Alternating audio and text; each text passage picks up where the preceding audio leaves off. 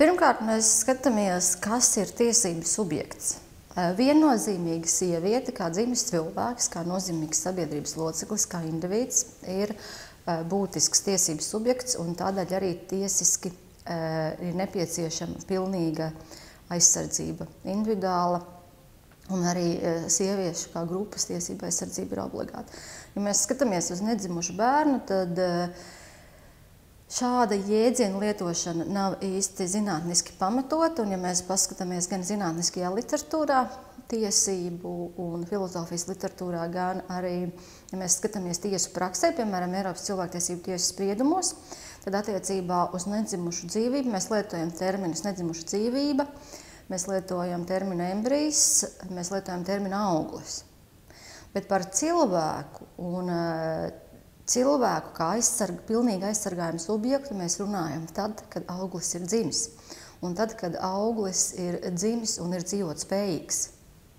Pirms tam mēs runājam, pirms dzimšanas mēs runājam par augļa aizsardzību, par embrija aizsardzību vai par nedzimušu dzīvības aizsardzību.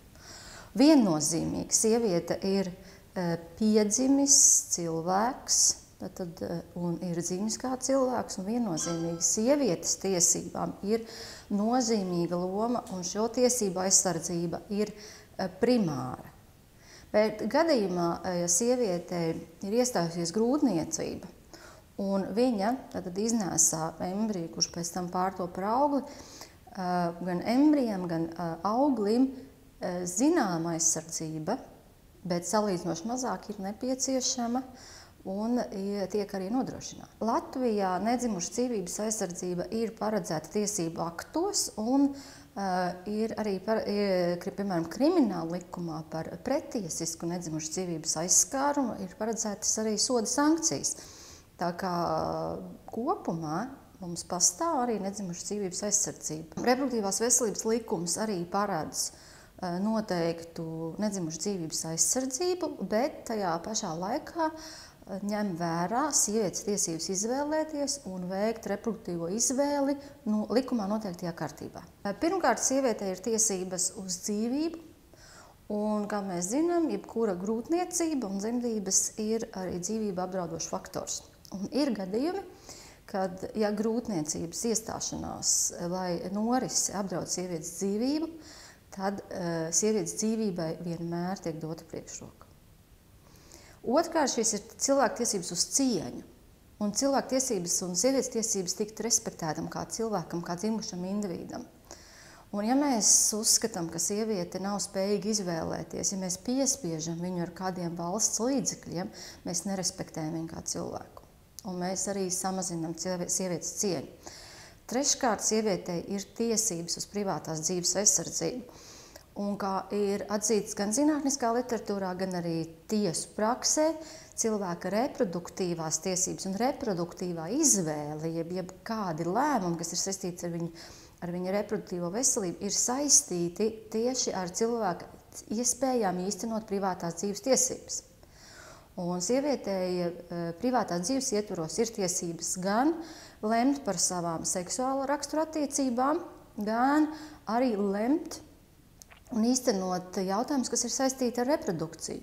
Sievietei ir tiesības izvēlēties dzemdēt bērnus vai nedzemdēt bērnus. Sievietei ir tiesības izvēlēties, kur, kādos apstākļos dzemdēt bērnus, un sievietei ir tiesības izvēlēties, ja viņa nevēlās dzemdēt bērnus.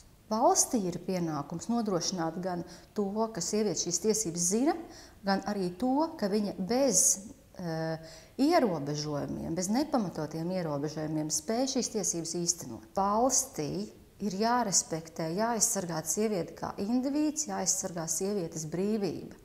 Un valstī nav tiesība iejaukties sievietes brīvībā un ierobežot sievietes brīvību gadījumos, ja viņai ir iestājusies grūtniecība.